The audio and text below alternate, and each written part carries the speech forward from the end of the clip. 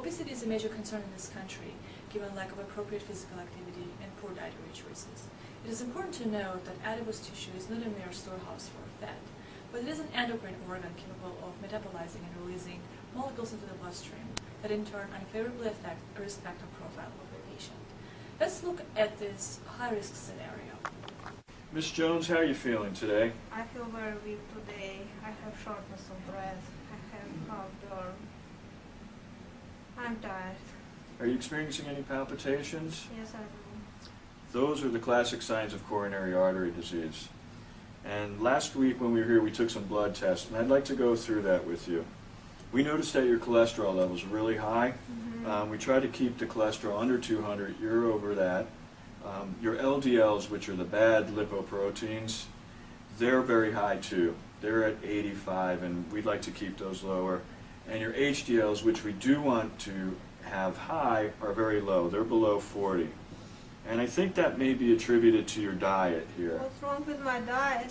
Well, I see that you eat a lot of foods that are high in fat and sugar, and those are probably adding to your cholesterol levels as well as your weight.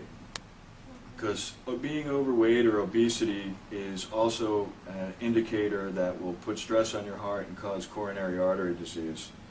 I'd like to discuss with you maybe some plans we can implement to help you reduce your weight and get a healthy lifestyle, and that in turn will increase your or decrease your risk for coronary artery disease. Okay. The first thing I'd like to talk about is your smoking. Are you smoking a lot? Yes, I do. Okay.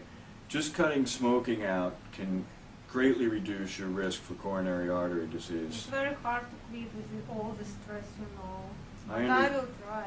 I understand, but it's very good. That's something we really need to work on. The other thing we've already discussed is your diet. And implementing a diet that's high in fruits and vegetables, 4 to 5 servings a day, plus some grains, whole wheats, and meat and poultry, 2 or 3 servings a day of lean meat, poultry, or fish.